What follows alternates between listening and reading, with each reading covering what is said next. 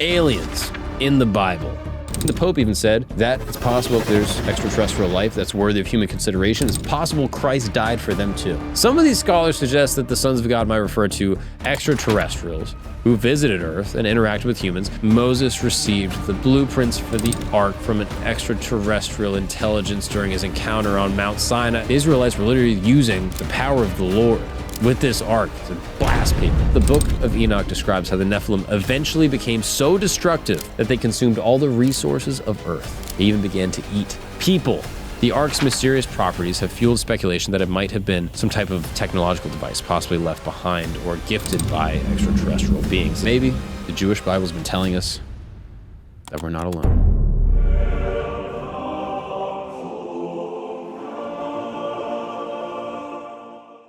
Aliens in the Bible. Normally when people with camo shirts talk about aliens, it doesn't go well. But today, I think I'm going to change your mind. Today, I'm going to really prove it to you. I think that there's a couple things that you read in the Bible and you go, wait a second, that sounds a little bit like aliens.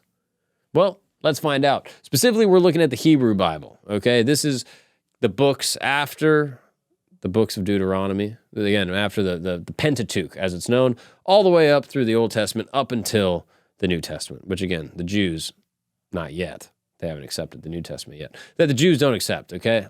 Hebrew Bible, not the first 5 books, everything up until the New Testament. When most people think of ancient religious texts, they imagine stories probably of spiritual wisdom, commandments, battles, circumcision, maybe. That's what I think about. But check this. There's actually some crazy, insane passages that make you go, it's a little interesting. Maybe there are aliens. Maybe there's fucking aliens out there. Welcome back to Religion Camp. This is the channel where I dive into the most fascinating and interesting stories of religions. Not only the right one, not only Christianity, but all the religions. Everything. Judaism, Islam, Hinduism. And today, like I said, we're going through the Hebrew Bible. Let's just start off with a classic. This is what's known as Ezekiel's wheel. Is this a biblical UFO? Let's find out. Ezekiel 1, 4 through 5 says this: As I looked, behold, a stormy wind came out of the north, and a great cloud with brightness around it, and fire flashing forth continually, and in the midst of the fire, as it were gleaming metal. And from the midst of it came the likeness of 4 living creatures. Ezekiel's describing what sounds like a glowing, fiery object coming out of the sky. He also describes 4 living creatures that appeared from this cloud. Each one had 4 faces, one of a man, one of a lion, one of an ox, and one of an eagle. They each had 4 wings, and their legs were straight with feet that looked like those of a calf. Sounds delicious. They moved in unison, and their wings made a sound like the noise of great waters, or like the voice of the Almighty. Besides each of these creatures was a wheel intersecting a wheel. What is that? Is this a riddle?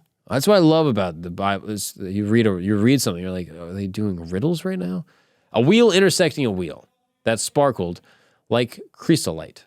I don't know what chrysolite is. I think that's something you mix with water to like make a drink. The wheels moved in any direction without turning, and they were covered in what appeared to be eyes all around. Now, if you're picturing a multi-directional flying aircraft with mechanical arms or extensions, you're not alone. That's kind of what I'm reading this.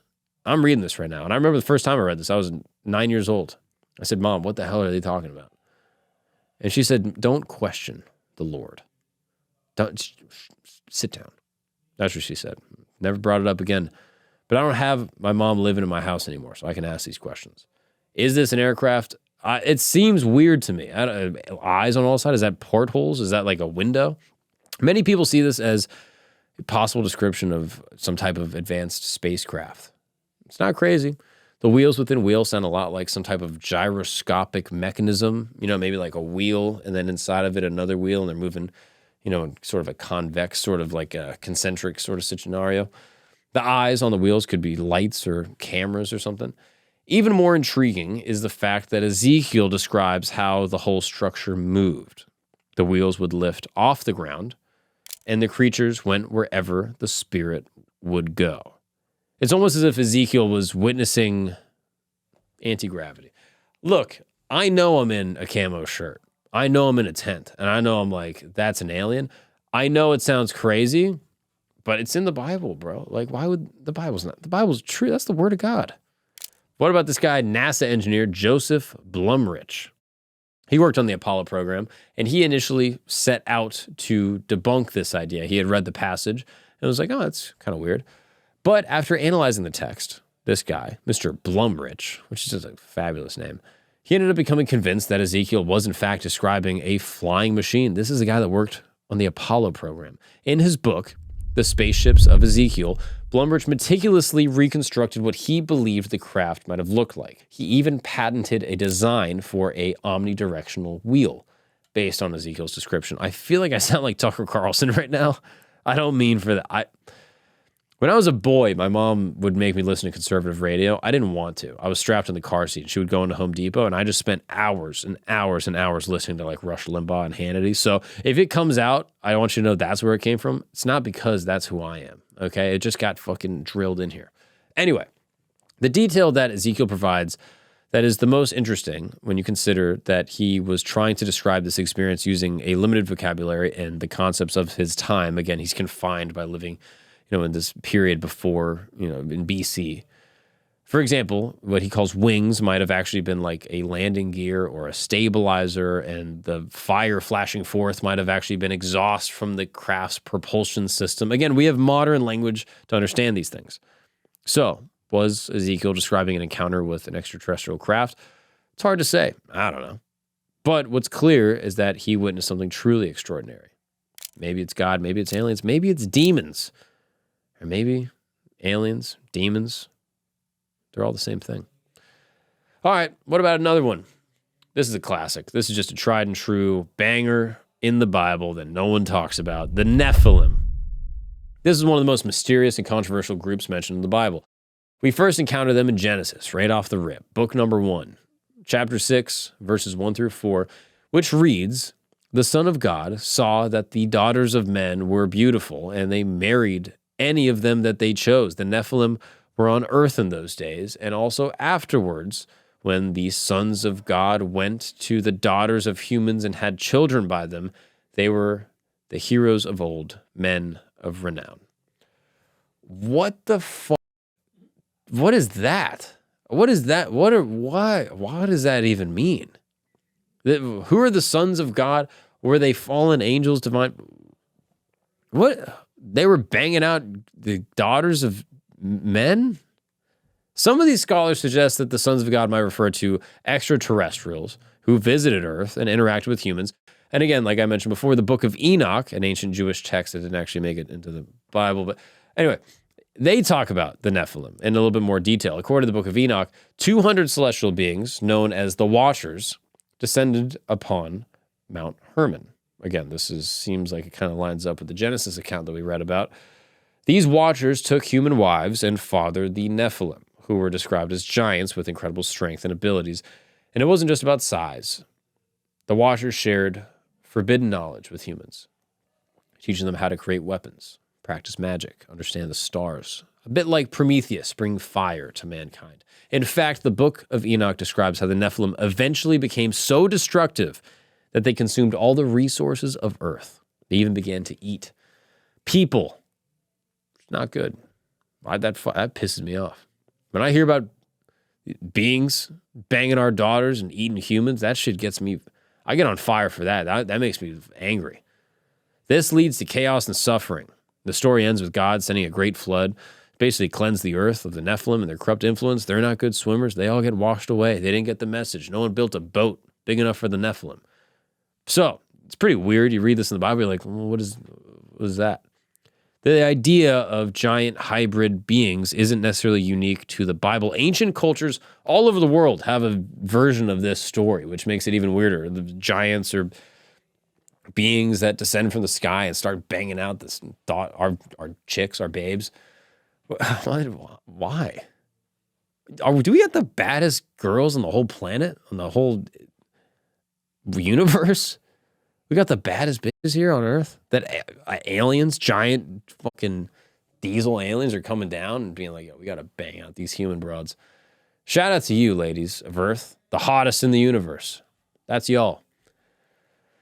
The Sumerians wrote about the Annunaki, group of deities who came to Earth from the heavens. Similarly, the Greek myths of the Titans and the Norse had tales of Jotnar. This translates to giants, who basically once ruled the world. And again, is just another one of these stories from a different culture, from a completely disparate place on Earth that talks about these giant beings coming down to Earth and banging our broads.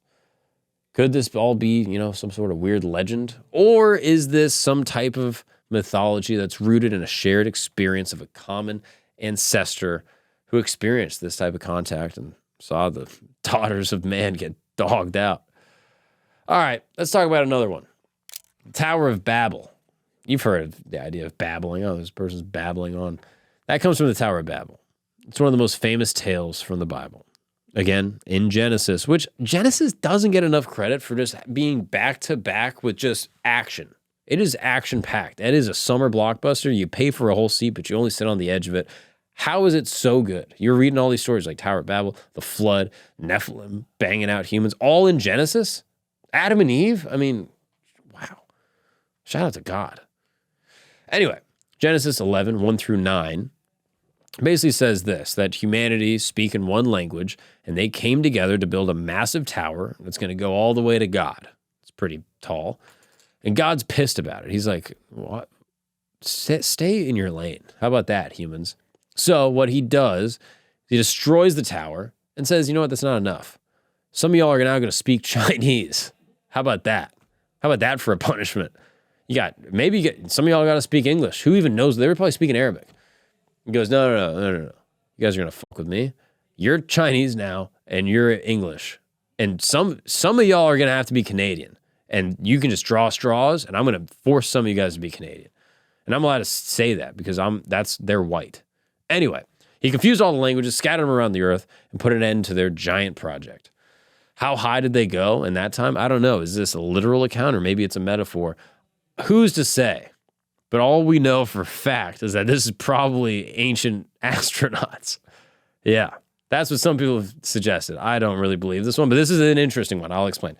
Basically, these ancient astronauts, they were using this Tower of Babel, and it wasn't just a tall structure, but rather an attempt to build a technological device capable of reaching the stars, and that the Tower of Babel maybe is, some type of even launch platform to reach the sky. Again, is it that tall, or is it actually just something that can fly out? It's interesting. I don't know. I don't really subscribe to that, but this is not the only time people have talked about this. Like ancient Mesopotamians have these structures called ziggurats, and they're these massive pyramid-like stepped temple things, and they're designed to connect with the divine, is what most people believe. Now, these ziggurats were built to be as tall as possible, which is why you build them in a triangle shape, because that's the easiest way to build up. And almost like they were trying to get closer to the sky or get, closer to the heavens. This is, again, what some people posit. The idea here is that the Tower of Babel might have been some technological structure inspired by extraterrestrial contact in an attempt by humanity to replicate what they had seen from these advanced beings. I don't know. I kind of think it's just an easy way to build up rocks, but some people think maybe there's ancient astronauts. That's what the Tower of Babel's about. Tell your kids that. Tell your friends. Tell whoever. Say you thought of it. Who cares, right? Life is short. Let me tell you about Elijah's fiery chariot. This is one of my favorite chariots. Probably my favorite chariot ever. Is Elijah's fiery one. This is a story of Elijah being taken up into heaven, and it's actually awesome. This is a crazy moment in the Bible. I feel like when we talked about it in school, it didn't get talked about enough. There's only a couple of people that don't die. They just skip that part. Like that whole, death and taxes. Not for Elijah. How about I just skip dying and I just pop right up into heaven? That's what he did. This is the man that, again, got on a fiery chariot and was whisked away into the sky. Now, if you're living in ancient times, you saw a bright glowing object descending from the heavens that looked like a beam of light or exhaust flames, you'd probably describe it the best way you could. You'd be like, oh, it's a chariot. I don't know. That's what we have. We got horses and chariots. And, you would try to make it dramatic, I'm sure. And that's what some people think happened in 2 Kings chapter 2, verses 10 through 15. You have asked a difficult thing, Elijah said, yet if you see me when I'm taken from you, it will be yours. Otherwise, it will not. As they were walking along and talking together, suddenly a chariot of fire and horses of fire appeared and separated the two of them. Again, this is Elijah and Elisha. Elijah went up in a whirlwind to heaven. Elisha saw this and cried out, my father, the chariots and horsemen of Israel. And Elisha saw him no more. Then he took hold of his garment and tore it in two. Elisha then picked up Elijah's cloak that had fallen from him and went back and stood at the bank of the Jordan. He took the cloak that had fallen from Elijah, struck the water with it. Where now is the Lord, the God of Elijah? He asked. When he struck the water, it divided right and to the left, and he crossed over. The company of the prophets from Jericho who were watching said, the spirit of Elijah is resting on Elisha. And they went to meet him and bowed on the ground before him. I mean, that's a pretty crazy thing to happen to your dad. Just get swooped up, out of here, straight to God. It'd be nice to get like a heads up. Hey, meet me here at this time. Make your goodbyes, set your will up, organize some things. But no, poor Elijah just bang, straight up. Got beamed up, you know what I mean? Now, what I find particularly interesting in this section is the whirlwind part. This detail might be, just some dramatic flair, just something interesting. But maybe it indicates some type of propulsion system that this craft was using. Again, this is what some people have posited. Today, when rockets or aircrafts take off, there's an immense amount of energy released, often creating dust and wind and noise, essentially a whirlwind. So when Elijah was taken up by some type of advanced spacecraft and it kicked up all this dust, and they were like, oh, it's a whirlwind, who knows? Or, was it just the Spirit of the Lord that came down in a ball of light and took him up? According to Kabbalah tradition, okay, this is like a subset of Judaism, a Kabbalistic tradition, that's basically the mysticism of Judaism. There's a concept known as Merkaba.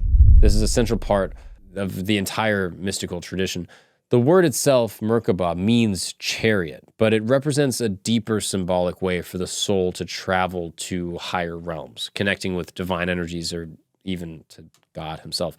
Some scholars propose that Merkaba, mysticism, could have been an early attempt by ancient Jews to comprehend or even replicate encounters with beings or objects that defied conventional understanding. I mean, they argue that the meditative techniques, visualization practice, and complex symbolic representations found in the Kabbalistic texts might have been inspired by interactions with advanced beings, angels, aliens, or whatever, capable of traveling between dimensions or even, across space itself. However, they're convening with us. Maybe it's a phenomenon of consciousness, or maybe they're actually, coming physically through, some type of complex space travel.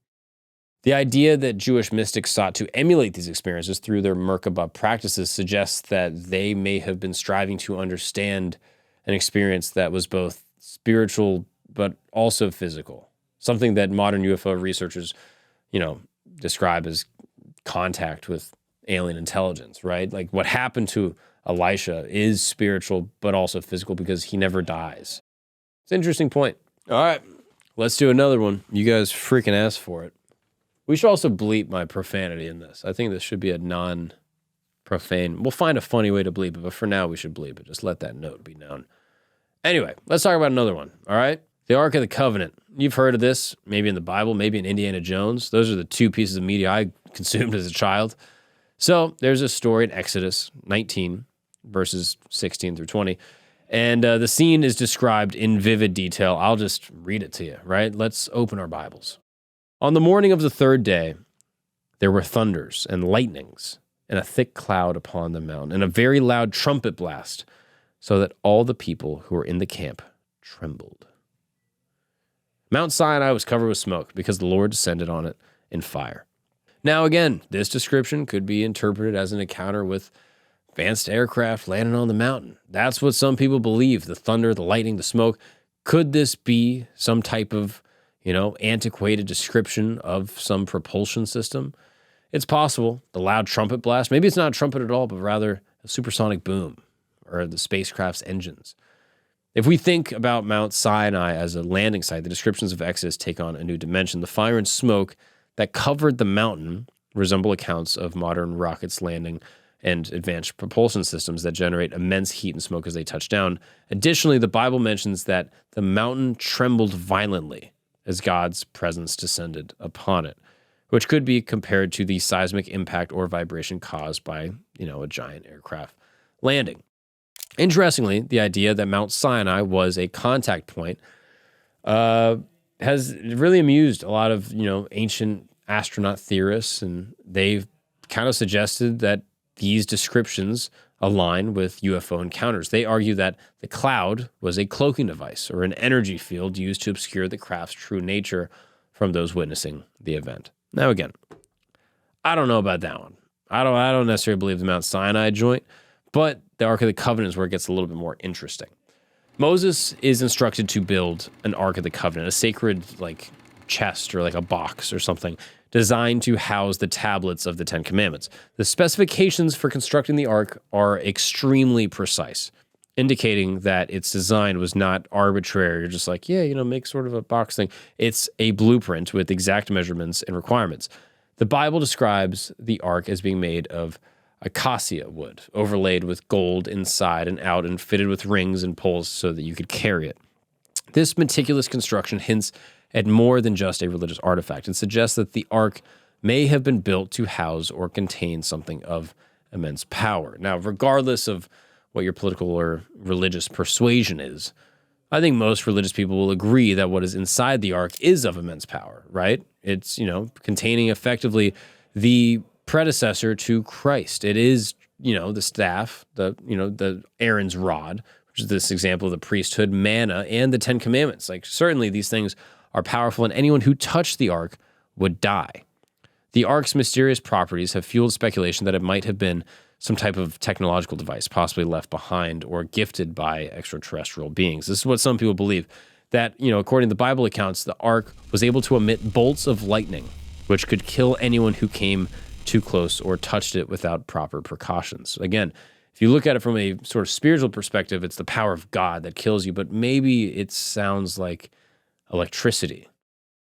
In 1 Samuel chapter 6, verse 19, it said that 70 men of the Beth Shemesh were struck down for looking inside the ark, while Uzzah was instantly killed when he touched it in 2 Samuel chapter 6. These incidents are reminiscent of the dangers posed by high-voltage electrical equipment or exposure to radioactive materials, suggesting that the ark may have functioned as a form of energy storage or a weapon. If you've seen this episode of Mythbusters, my favorite show of all time, you'll know that they one time hooked it up and they wired it up and they used an ancient battery to get a charge. They didn't really get a proper charge from it, but they did get a car battery attached to it and snapped the shit out of Adam Savage, which is a hilarious moment of the show. Anyway, let's get back to this actual story.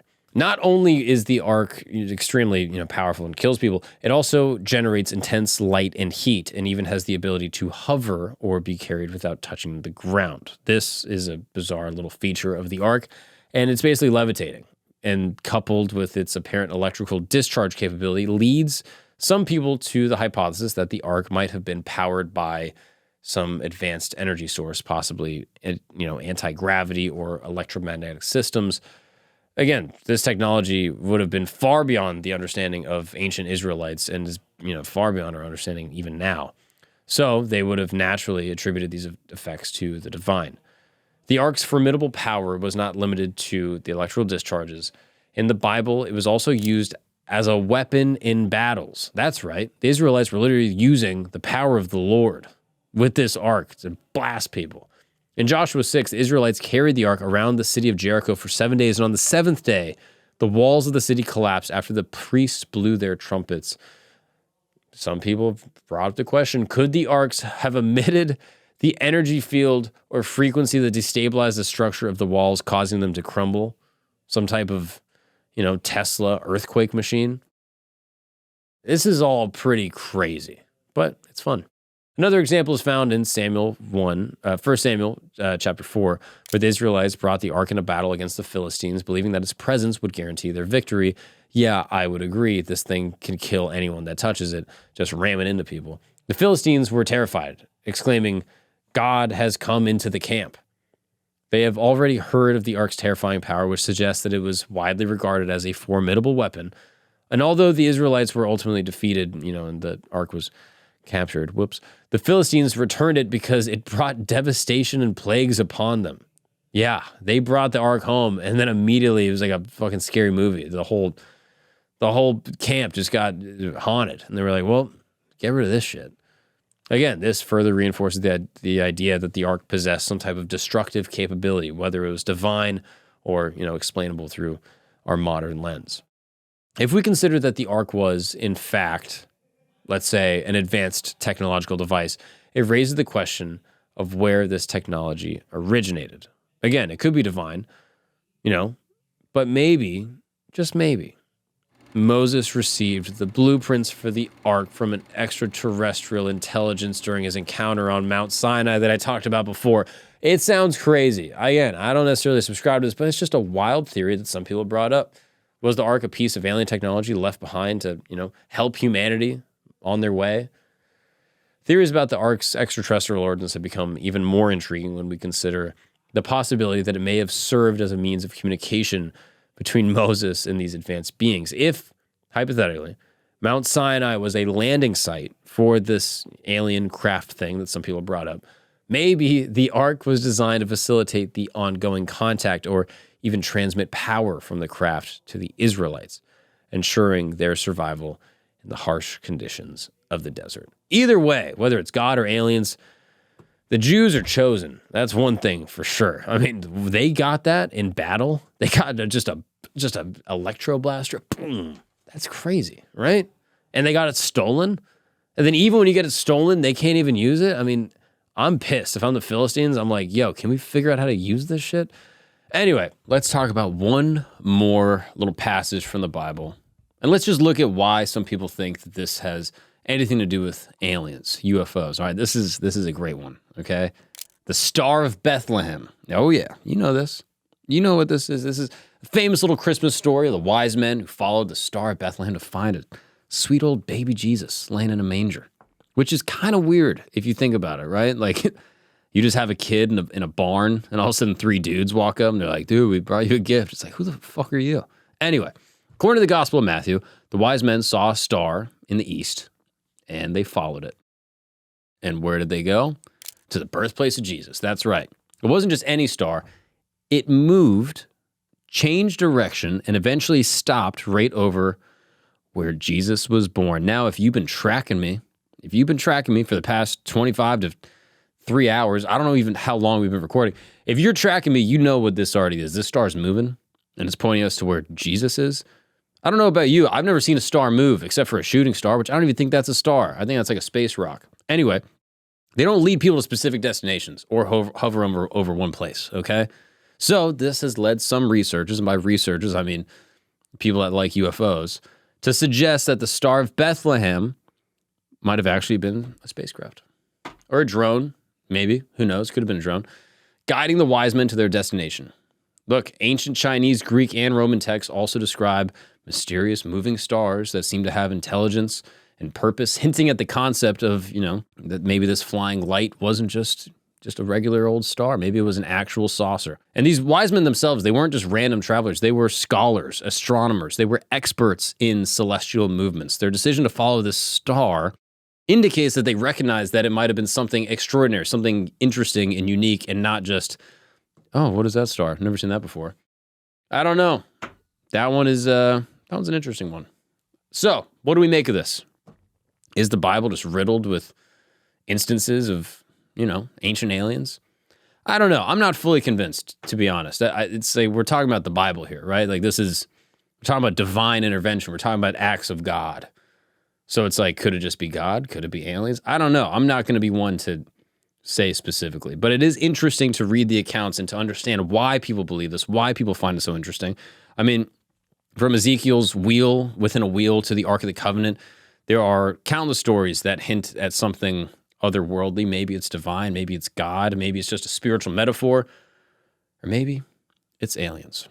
Rabbi Joey, as he says, the existence of intelligent life beyond Earth wouldn't contradict Jewish beliefs. And I think the Pope even said that it's possible if there's extraterrestrial life that's worthy of human consideration, it's possible Christ died for them too. So we would just have to expand our appreciation of the universe vastness. I mean, God created everything. Why couldn't he just create another Earth with another me who's way more successful, right? That wouldn't be crazy. Or maybe the Jewish Bible's been telling us that we're not alone. Thank you guys for tuning in to another episode of Religion Camp. See you next time. Peace be with you.